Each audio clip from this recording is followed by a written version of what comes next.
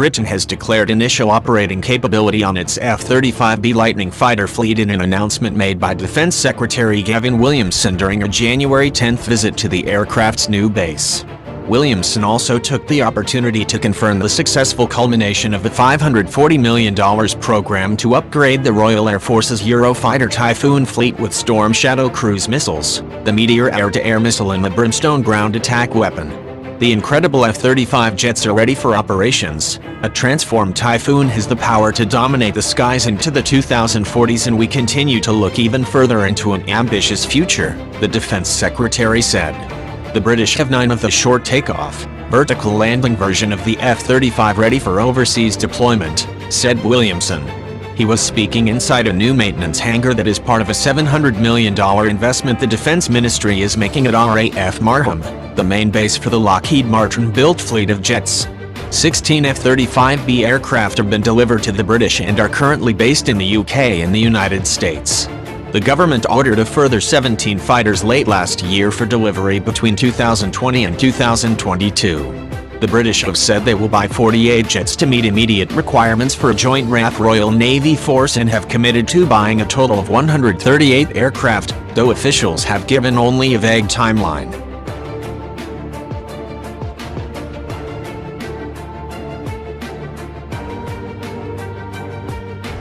The Royal Navy began flight trials of the aircraft from the deck of its new 65,000-ton aircraft carrier HMS Queen Elizabeth last year. Work has been underway for some time in the ministry over whether part of the future orders for the Lightning II should include a batch of F-35A types for the RAF, with the F-35Bs being earmarked just for Royal Navy service. A spokesman declined to comment on the timing of a decision. The first tranche of 48 aircraft will be the F-35B, which will be jointly operated by the Royal Air Force and Royal Navy and capable of operating from both land and the Queen Elizabeth-class aircraft carriers. Decisions on subsequent tranches of Lightning will be taken at the appropriate time, he said.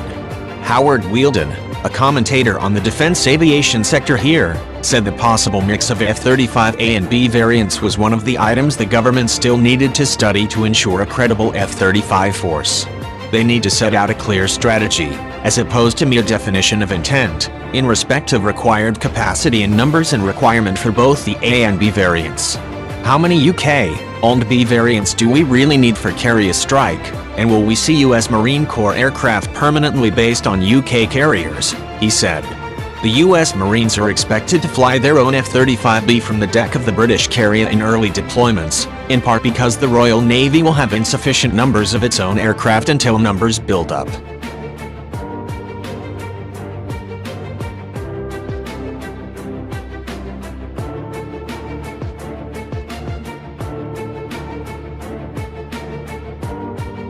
Williamson made the announcement about F-35 IOC in the hangar standing in front of 4 generations of current, and perhaps future, British fighter jets. The Tornado, which is about to go out of service after 40 years of frontline action, the Eurofighter Typhoon, which provides the backbone of RAF combat capability for the foreseeable future, the F-35B and the Tempest, a plastic mock-up of a possible 6th-generation fighter unveiled during the Farnborough Air Show last year. The business case put together to establish the Tempest program was delivered late last year, the Ministry of Defence has confirmed to Defence News. The British government has set aside £2 billion, or roughly $2.6 billion, to begin development of Tempest, but a final go-ahead decision is not expected until 2025 for a fighter delivered sometime around 2035. By Systems, Leonardo and Rolls-Royce are among the industrial participants in the project. Some industry executives here think the cash-strapped British might cut F-35 numbers to fund Tempest. That would also favor buying the cheaper-to-operate F-35A version for the RAF, they say.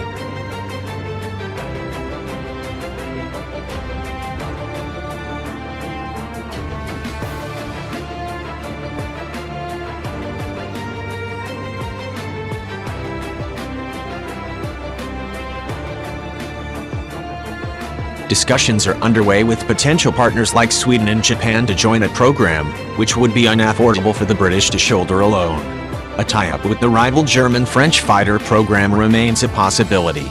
The initial operating capability for the F-35B and the success of the Typhoon weapons upgrade, known as Project Centurion, was a significant step towards the building of Britain's next-generation Air Force, according to Chief of the Air Staff Air Chief Marshal Sir Stephen Hillier.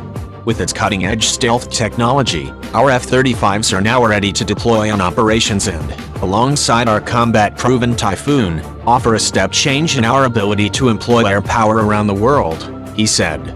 Furthermore, the successful integration of Storm Shadow, Brimstone and Meteor on Typhoon completes and enhances the transition of world-class capabilities from Tornado and allows a stalwart of the RAF's combat air inventory, Tornado, to retire from service, said Hillier. MBDA's Meteor Beyond Visual Range missile operationally launched with the RAF for the first time last month during a quick reaction alert mission from RAF Lossiemouth, Scotland. The F-35 is currently only armed with paveway precision-guided bombs and SRAM and AMRAAM air-to-air missiles, but the British have plans to upgrade its strike and defensive power. As part of the follow-on modernization program, the program will clear Meteor, Spear Cap-3, medium-range, air-to-surface missile, Paveway 4 Mk3, Paveway 4 tactical penetrator and Block 6 SRAM for use on the F-35, said an MOD spokesman.